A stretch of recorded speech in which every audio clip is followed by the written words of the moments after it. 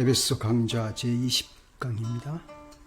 전신갑주를 입으라. 에베소 6장 15절에서 20절까지가 되겠습니다.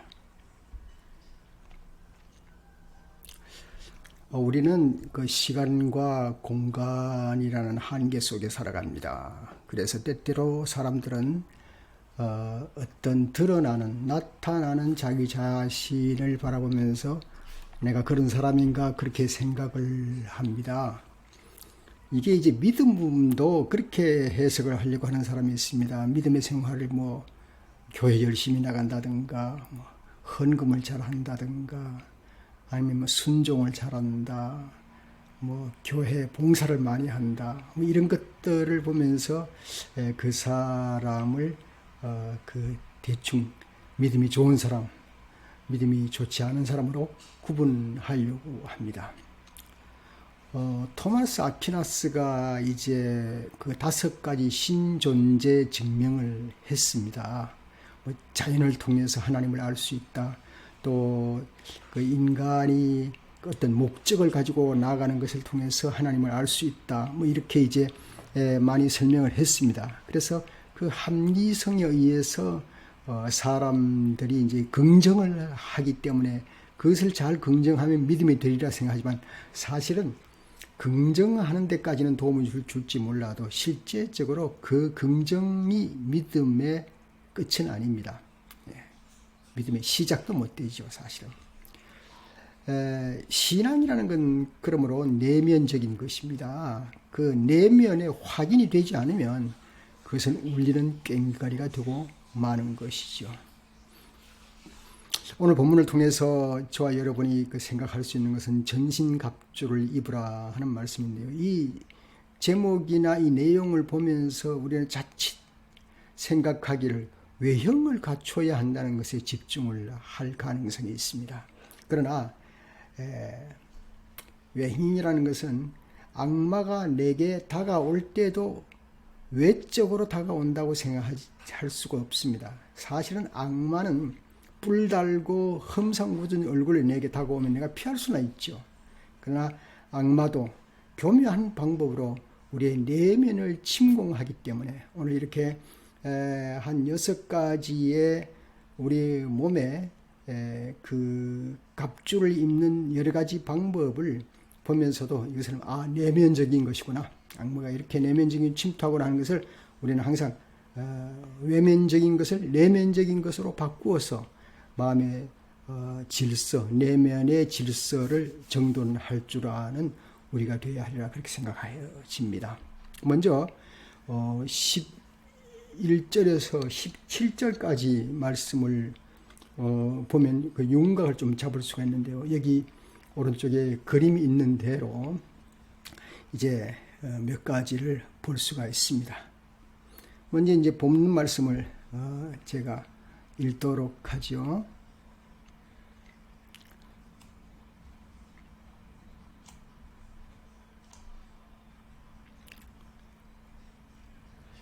악마의 관계에 맞설 수 있도록 하나님이 주신 온몸을 덮는 갑옷을 입으십시오.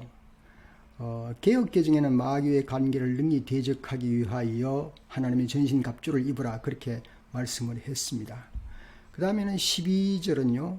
우리의 싸움은 인간을 적대자로 상대하는 것이 아니라 통치자들과 권세자들, 이 땅에 통치하는 그 공중의 권세 잡은 자를 말하는 겁니다.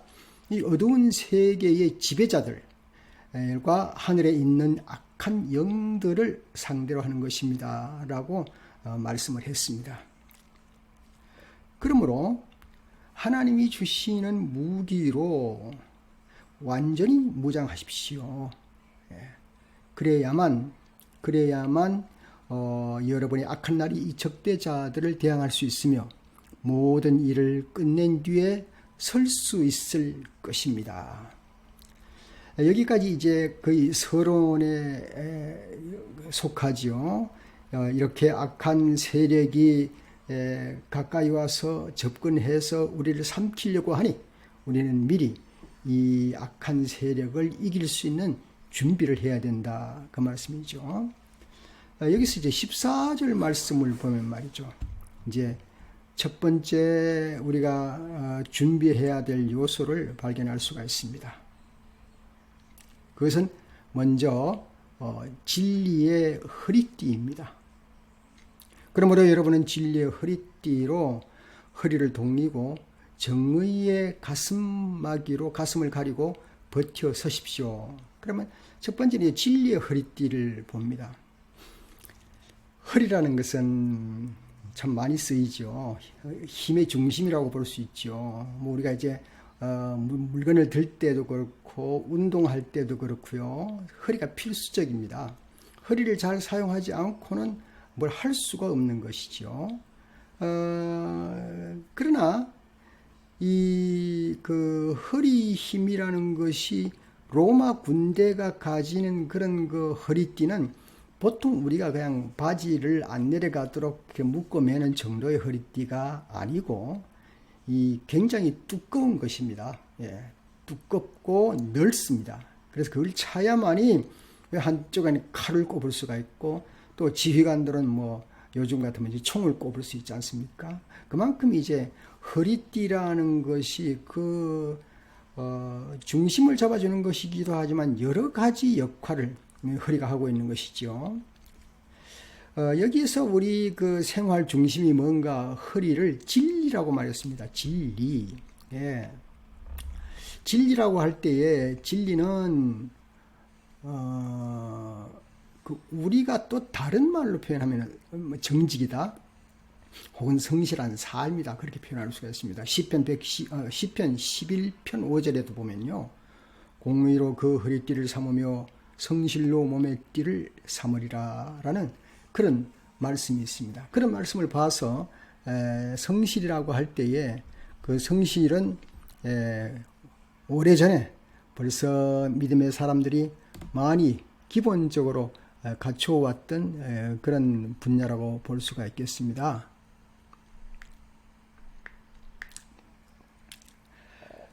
그러나 이 정직 진리라고 할 때에 이것을 다음 말씀으로 넘어가 보면 말이죠. 정의, 가슴막이 의의 흉배라고 또 표현했는데 조금 다르지만은 두 번째는 의의 흉배가 되겠습니다. 이사야 59장 17절 말씀을 보면은 주님께서 공의의 갑옷을 입으시고 라는 말씀이 나옵니다. 정의의 가슴막이로 가슴을 가리고 오늘 이 본문 말씀이 그렇게 되어 있습니다. 그러므로 여러분은 진리의 허리띠로 허리를 동이고 정의의 가슴막이로 가슴을 가리고 버티어 서십시오. 이게 이제 군인이 가져야 할 요소로서 그리스도인들이 이런 자세를 가져야 한다. 그런 말씀이 되겠습니다. 이사야 59장 17절을 보면은 주님께서 공의의 갑옷을 입으시고 라는 말씀이 있습니다. 정의의 가슴막이로 가슴을 가리고 라고 할 때에 여기에 이제 가슴이라는 것은 그냥 단순히 앞가슴 정도가 아닙니다. 예. 우리가 이제 그 몸을 막는다고 할 때 우리 속에 어떤 모든 그 신체 기능이 있는 걸 막는 거 아니겠습니까? 뭐 폐라든가 간이라든가 뭐 심장이라든가 뭐 위장이라든가 뭐 이런 것들을 가리려면은 그 어느 부분을 막아가지고는 안 되는 거죠. 한쪽만 막아서는 안 되고 전체를 막아야 되기 때문에 사실은 로마 군인들은 전투에 임할 때에 단순히 그냥 앞부분을 막는 게 아니고 이 결국 전투할 때 온 몸을 다 막는 것입니다. 그래서 보통 이제 우리가 알건대 왜 가끔 영화 같은 걸 보면 이제 그 방탄복을 입지 않습니까? 그 방탄복은 앞과 뒤, 조끼 같은 건데요. 앞과 뒤를 다 막게 되는 거죠. 그래서 총알이 뚫지를 못하게 하는 것이죠. 그래서 이 정의의 가슴막이를 몸을 전체로 감싸라. 그런 뜻이가 되는데, 정의라고 할 때 말이죠. 우리 인간들이 정의라고 할 때는 그것이 혼란이 생깁니다. 어떤 게 정의냐? 정의가 무엇인가? 혼란이 생깁니다. 그러나 우리가 쉽게 이해하고 들어가야 할 것은 사람의 정의가 아니고 하나님의 의라고 표현하는 게 좋을 것 같습니다. 그것이 오히려 맞습니다. 그래서 우리에게 정의가 있다면, 우리에게 의가 있다면 그것은 하나님의 의가 내게 씌워진 것이라, 하나님의 의로부터 내가 받은 것이라, 그렇게 볼 수밖에 없는 것입니다. 예. 그러니까 인간은 부여되었다. 의가 부여되었다. 그렇게 표현하면 좋겠습니다. 일단은 의롭다 하심을 입은 신자가 하나님의 주신 의를 간직하는 것입니다. 예. 그래서 사탄이 우리를 이제 깰 수가 있죠. 너 뭐 거짓말도 잘하고 뭐 그런데 진짜 의로우냐? 그러니 깜짝 놀라서 아이 난 그렇지 못하니까 의롭지 못하네라고 생각하게 됩니다. 그렇게 추적을 하고 덤벼들 때 우리가 막을 수 있어야 하는 게 뭔가 하면은 로마서 5장 1절에 그러므로 우리가 믿음으로 의롭다 하심을 받았으니 우리 주 예수 그리스도로 말미암아 하나님과 화평을 누리자. 내가 비록 의롭지 못하지만은 예수 그리스도로 말미암아 우리는 의롭다 하심을 받았으니 우리는 그 받은 것을 가슴 앞뒤로 꽉 채우고 평화를 누려야 한다. 그런 말씀이 되겠습니다.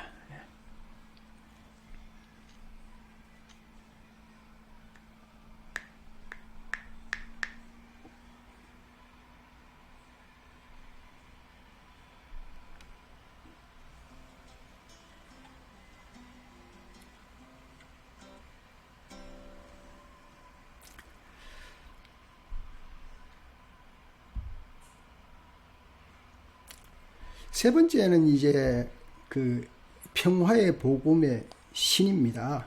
평화의 복음의 신. 신, 슈즈라고 할 때에 여기에 명사로 쓰지 않았습니다. 평화의 복음을 전할 차비를 하라는 그럽니다. 뜻입니다. 그러니까 신을 신고 움직일 수 있는 예비된 상태를 말하는 것입니다. 바울은 그 실제 복음을 전하기 위해서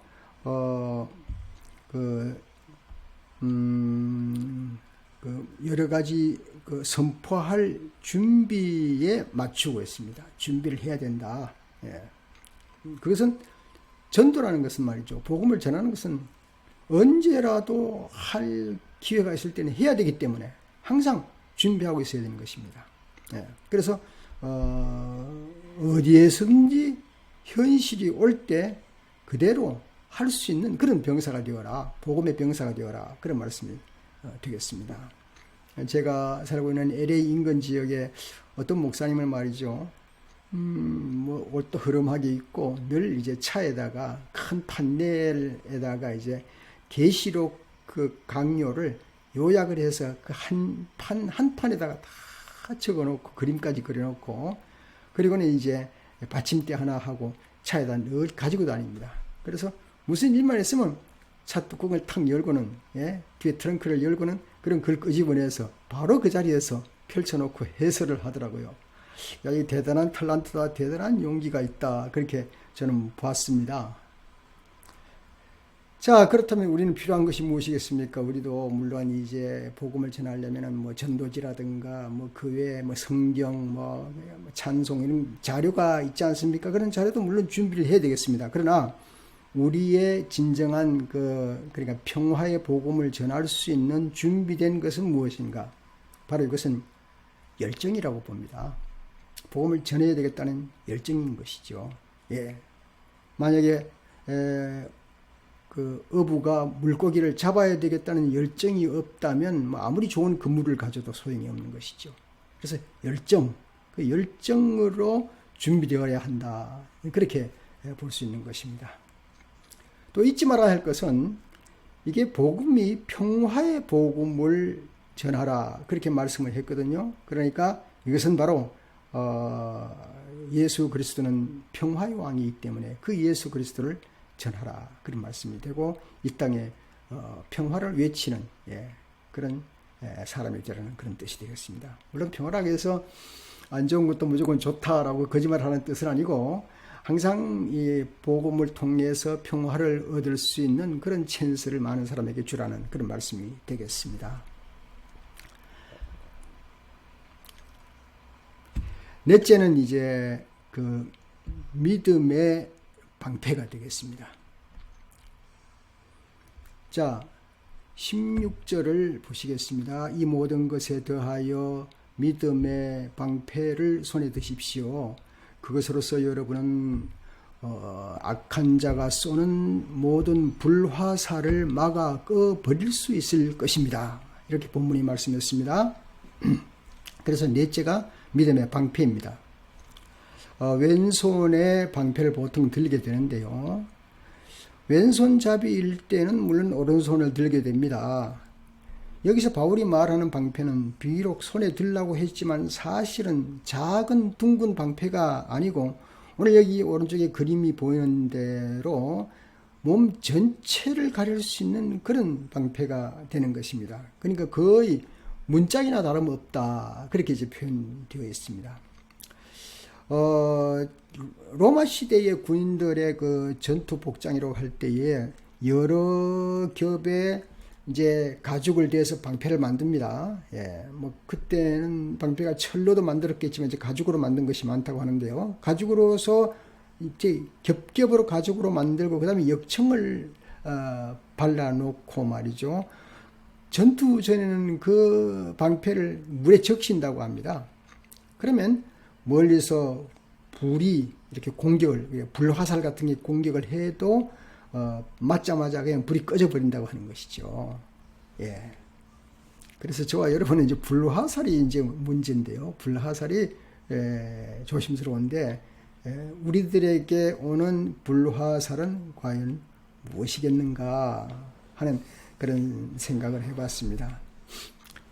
인생을 사노라면은 사람이나 사실에 대해서 의심이 생기게 됩니다.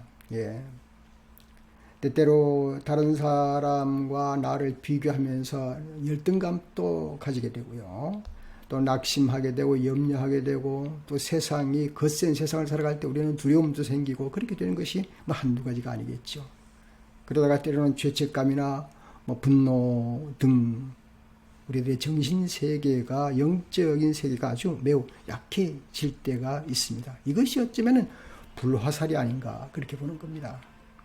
여기에서 막아서 나를 보호할 수 있는 방패를 가지고 있어야 한다는 것이죠.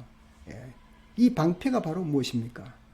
예, 넷째가 아예 주제가 믿음의 방패입니다. 방패는 믿음인 것이죠. 요즘 캘리포니아의 그 불로 인해서 시민들이 고통을 겪고 있습니다. 불을 그냥 두면 순식간에 퍼지고 지금 뭐 불을 이렇게 제압을 하지 못해서 참 피신을 가곤 하는데요. 참 무서운 것입니다. 우리들의 영혼의 정신을 해치는, 영혼과 정신을 해치는 작은 불씨들이 우리 속에 시작될 수가 있습니다. 이 불을 빨리 끄려면 역시 믿음의 확신에 거하여야 하는 것이죠. 이것이 믿음의 방패가 아니겠습니까? 그래서 우리는 믿음을 갖는데 믿음은 어디서 오는 것입니까? 하나님을 신뢰하는 데서 오는 것이죠. 복음을 의심하지 말고 복음의 말씀대로 먼저 약속된 하나님의 말씀을 신뢰하고 그 다음에는 거기에서 믿음이 시작되고 거기로 인해서 그 믿음으로 인해서 감사하는 마음 가지고 살아가노라면은 위에 있는 여러 가지 공격들에 우리는 보호를 받을 수 있으리라 그렇게 보는 것입니다. 자, 이제 다섯 번째는 이제 구원의 투구입니다. 그리고 구원의 투구를 받고 성령의 검 곧 하나님의 말씀을 받으십시오. 구원의 투구를 받으라 그랬습니다. 예. 머리에 쓰는 것은요, 두뇌를 보호하는 것이 아니겠습니까? 이 두뇌를 보호하는 것이 매우 중요한 것입니다. 예, 특별히 이제 공사장에 갈 때는 그 노란 색깔의 작은 모를 반드시 써야 하는 거죠. 예, 머리를 다치지 않게 하기 위해서. 마찬가지로 군대에서도 전투할 때는 보통 훈련할 때도 그렇지만 전투할 때는 반드시 써야 하는 게 화이바를 쓰고 철모를 씁니다. 그러니까 두 개를 겹쳐 쓰는데요. 파이바는 무겁지 않은데 철모는 굉장히 무겁습니다. 근데요, 총알이 철은 뚫는데 파이바를 뚫지 못한대요. 그만큼 이제 두 개를 겹쳐서 쓰는 것은 뭐 처음에는 목이 아파가지고 쓰기도 힘들고 뭐 또 자꾸 목이 내려가고 너무 무거우니까. 그러나 자꾸 쓰면 그것도 괜찮더라고요. 자꾸 쓰면 쓸만하다, 든든하다 그런 생각이 듭니다. 머리에 이 투구는 사실은 말이죠. 내가 쓰는 것이 아니라 하나님이 씌워주는 겁니다. 우리가 뭐 감투를 받을 때 내가 가집니까? 남이 감투를 나에게 씌워주지 않습니까? 네. 그런데 구원이라는 투구도 사실은 내가 만들어내는 것이 아니지 않습니까? 구원은 하나님으로부터 받은 것이지 않습니까? 그래서 오늘 본문에도 그리고 구원의 투구를 받고 그렇게 말씀하는 게 맞는 말씀 같습니다. 예. 그냥 구원의 투구를 쓰고가 아니라 받아서 그 다음에는 성령의 검 하나님 말씀도 받고 이렇게 말씀을 했습니다. 그래서 이 투구는 주님이 씌워주는 것을 내가 받고 그리고 받음으로 말미암아 우리가 세상을 살아가는 것이죠. 예수님께서도 곳곳에 다니면서 병자를 고치실 때에 내 믿음이 너를 구원했다 그랬습니다. 우리는 믿음을 표출하면 구원은 주님께서 주시는 것이다. 그렇게 볼 수 있습니다. 그러므로 믿음을 가지고 구원을 받았으므로 머리에 써서 누구든지 볼 수 있게 하는 것입니다. 자, 허리띠는 조금 감출 수 있을지 모르겠습니다. 방패를 앞에 가리면 감추어집니다. 그런데 머리에 쓰는 구원의 투구는요, 굉장히 개방되어 있고 모든 사람이 볼 수가 있는 것입니다. 그게 무엇입니까? 믿음은 볼 수 있게, 구원은 볼 수 있게 이렇게 드러내야 한다는 것이죠. 우리 크리스찬이라고 하면서 구원에 대해서 미지근한 태도를 갖는 사람이 있습니까? 더러 그런 사람이 있습니다. 크리스찬이라고 해놓고 당신 확실히 믿습니까? 예수를 믿습니까? 구원을 받았습니까? 그러면 글쎄 자꾸 이런 사람이 죽어봐야 알죠. 우리는 확실하게 구원은 하나님께로부터 받은 것으로 믿음으로 말미암아 받은 것으로 머리에 쓰고 다녀서 누구든지 볼 수 있게 하는 것이라야 하는 것이죠. 예, 이제 마지막 6번째는 성령의 검입니다. 성령의 검은 성도가 갖추는 유일한 공격형 도구입니다. 다른 건 다 방패에 가깝죠. 예. 이것은 두 가지가 한 묶음으로 되어 있습니다. 성령의 검이면서요, 동시에 또 이게 뭐라고 표현했는가 하면은 하나님의 말씀을 함께 묶어 놓았습니다. 예. 하나님의 말씀을 말이죠. 칼 바르트가 말하기를 하나님의 말씀이 선반 위에 놓여져 있으면 그것은 하나님의 말씀이 아니다. 펼쳐서 읽을 때 그것이 비로소 하나님의 말씀이다. 예. 성경책과 하나님 말씀과 구분을 했던 것이죠. 하나님 말씀이 펼쳐져서 읽을 때 어떻게 됩니까? 열심히 읽어도 그걸 너무 분석만 하고 연구 아무리 많이 해도요, 그게 믿음으로 곧장 연결되는 것은 아닙니다. 어떻게 되는 겁니까? 하나님 말씀을 읽을 때 성령이 역사해 주셔야 하는 것이죠. 예. 성령이 역사해서 그것이 읽혀질 때 내게 성령이 또 깨닫게 해주시는 것이죠. 그러므로 성령의 검, 그러니까 성령의 검 곧 하나님 말씀을 받으십시오. 이 두 가지가 항상 동시에 움직인다고 볼 수가 있겠습니다. 여러분, 우리는 하나님 말씀을 받아서 내 마음에 담습니다. 담아서 그냥 있습니까?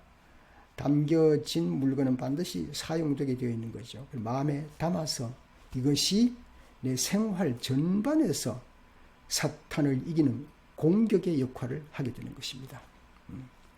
다시 말씀드리자면 하나님 말씀을 성령에 의거해서 성령의 도우심으로 잘 읽고 깨닫고 내 걸로 삼아서 이것이 사탄으로부터 공격할 때 그 말씀을 가지고 대적을 할 수 있는 것입니다. 우리는 일상생활에 저와 여러분이 상당히 일상생활의 사회적 기준에 우리는 길들여 있습니다. 사회적 도덕에 길들여 있고 사회적 무슨 문화에 길들여 있고요. 사회 제도에 우리는 길들여 있습니다. 그러나 이 사회 일반적인 제도나 기준이나 상식에 길들여서 나를 주관하는 그 주관을 사실은 아무 생각 없이 받아들였지만 떨쳐버리고 우리는 예수 그리스도 하나님의 말씀으로 나를 세워나가야 하는 것이죠. 사실은 주님이 내 안에 들어오시면 옛날 것을 다 쓸어버리고 다시 기초를 닦아 나가야만 비로소 사탄의 공격을 이길 수가 있습니다. 사탄은 묘락이 많습니다. 수준 높은 공격을 할 줄 압니다. 그러면 이것을 이기기 위해서 성령의 귀를 기울이며 말씀에 굳건히 서 있어야 되는 것이죠. 나의 인생의 기준에 있어서 예수 그리스도를 통한 하나님의 주권을 깨닫고 하나님이 내 인생의 주권자다. 그래서 알고 항상 세미하게 들리는 하나님의 음성, 성령의 가르치심을 따라서 인생을 살아가야 하는 것이죠. 그래서 18절은 이렇게 말씀하고 있습니다. 아이고, 어린아이가 기도하는 모습을 보니 참 귀엽네요. 예, 18절 말씀은 이렇게 말씀했습니다. 온갖 기도와 간구로 언제나 성령 안에서 기도하십시오. 이것을 위하여 늘 깨어서 끝까지 참으면서 모든 성도를 위하여 간구하십시오. 그렇게 말했습니다. 잠에서 깨어나자마자 뭘 할 때 말이죠. 시행착오가 생깁니다. 예, 잠이 들겠다는 얘기죠. 저도 이제 아침에 잠에서 깨면 내려와서 커피를 끓이게 되는데 커피물을 올려놓고 그 다음 커피 봉지를 깔고 커피를 담고 그 다음 물 끓은 다음에 그걸 붓고 이렇게 해야 되는데 그게 아니고 뭘 마음이 급하면은 엉뚱한 짓부터 먼저 하는 겁니다. 거꾸로 할 때가 있어요. 거꾸로 하면은 시간만 걸리고 제대로 진행되지 않습니다. 그러므로 우리는 말이죠. 뭡니까? 항상 내 자신을 차근차근 말씀과 성령으로 이렇게 다져져 있어야 하는 것이죠. 나만 다져지는 게 아닙니다. 이제 그 과정을 지나고 나면은 그 다음에는 타인으로 넘어가는 것이죠. 예. 본문은 나를 붙잡아주고 나를 보호해주고 이 6개의 어떤 전투 무기를 가지고 나를 보호하지만은 이것은 사실 나를 보호하는 것이 아니라 나만 보호하는 것이 아니라 한 걸음 더 나가서 다른 사람에게 나아가는 걸음입니다. 온갖 기도와 간구로 언제나 성령 안에서 기도하십시오. 이것을 위하여 늘 깨어서 끝까지 참으면서 모든 성도를 위하여 간구하라. 그렇게 말씀을 했습니다. 우리는 아주 바쁜 세상에 살아가고 있습니다. 코로나 바이러스로 상당히 혼란된 세상 속에 요즘은 접해 있습니다. 그러나 그런 속에서라도 우리 주 예수 그리스도의 그 말씀과 하나님께서 예수 그리스도를 통한 이 구원의 그 기초가 내 속에 차곡차곡 다시 점검하고 세워져서 우리는 영적으로 잠자는 것이 아니라 깨어 있어서 이 세상에서 담대하게 살아야 할 것입니다. 오늘 19절 말씀은 이렇게 말씀을 했습니다. 사도 바울은 이제 자기 자신이 이제 거의 피를 놓으면서 이런 말씀을 했죠. 또 나를 위하여 기도하기를 내가 입을 열 때에 하나님께서 말씀을 주셔서 담대하게 복음의 비밀을 알릴 수 있게 해달라고 하십시오. 이것은 사도 바울의 자기 자신이 지금 앞으로 이 사실은 사도 바울은 지금 감옥 속에 바울이 감옥 속에 속해 있습니다. 갇혀 있습니다. 갇혀 있기 때문에 사실은 자유롭게 그렇게 많이 선교하거나 전도할 수 있는 그런 입장은 못 됩니다만은 그럼에도 불구하고 바울은 그 영역이 우리가 생각하는 것보다 훨씬 넓습니다. 왜요? 옥중서신이라고 해서 그 옥중 안에서도 계속 글을 써가지고 그래서 그 글 쓴 것에서 꾸준히 다른 교회를 향해서 발송을 하기 때문에 보내기 때문에 그것이 메시지가 되고 그 메시지가 사람들을 변하게 하는 역사를 일으키는 거거든요. 예. 그래서 20절에 이렇게 말씀했습니다. 나는 사슬에 매여 있으나 이 복음을 전하는 사실입니다. 이런 형편에서도 내가 마땅히 해야 할 말을 담대하게 말할 수 있도록 기도해 주십시오. 그렇게 말했습니다. 그는 입을 열 때 하나님이 담대하게 복음을 전할 수 있게 해달라고 그랬습니다. 보기보다는, 생각보다는 광범위하게 복음이 전파되고 있고 그 전파되는 것을 바울은 기뻐했던 것입니다. 저는 오늘 여러분과 함께 이 강의 시간을 가지면서 종교개혁사에 결코 잊을 수 없는 사람 한 사람을 좀 소개를 하려고 합니다. 그 사람은 얀 후스라고 하는 사람인데요. 종교개혁사에서 얀 후스라는 사람은 1372년에서 1415년까지 산 사람입니다. 그는 체코의 기독교 신학자이며 종교개혁자입니다. 그는 존 위클리프의 영향을 입어서 성서를 믿음의 유일한 구원으로 강조하는 그런 복음주의 신앙인이었습니다. 그는 로마 가톨릭 교회 지도자들이 부패를 한 것을 보고 비판을 하다가 1411년 교황 요한 23세에 의해서 파문을 당하고 더 나아가서 파문만이 아니라 1415년에 화형을 받게 화형에 처해지게 되었습니다. 그가 화형을 당한 후에 보헤미안 공동체가 생겼고요. 그리고 그의 주장 그대로 마르틴 루터가 종교 개혁을 하는데 큰 밑거름이 되었던 것입니다. 사실은 얀 후스의 죽음이 종교 개혁의 불씨가 되었다, 그렇게 말할 수가 있습니다. 그는요, 처형당할 때 마지막으로 장작더미에 불이 붙는 순간에 그는 시편 31편을 고백했습니다.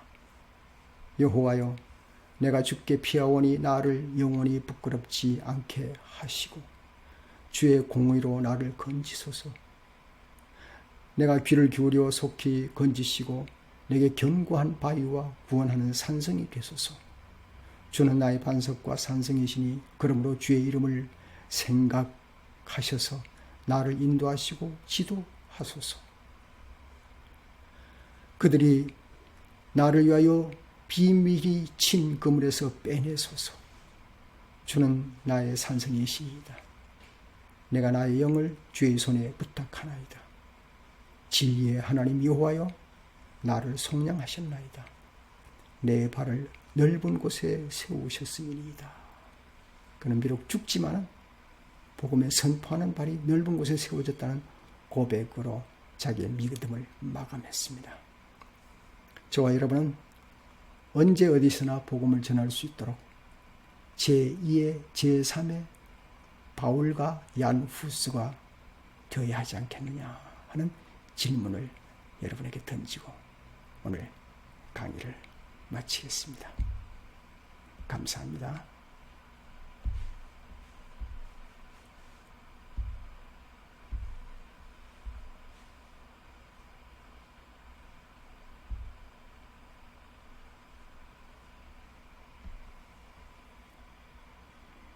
네, 다음 21강에서 뵙도록 하겠습니다. 21강으로 에베소가 끝이 나게 되겠습니다.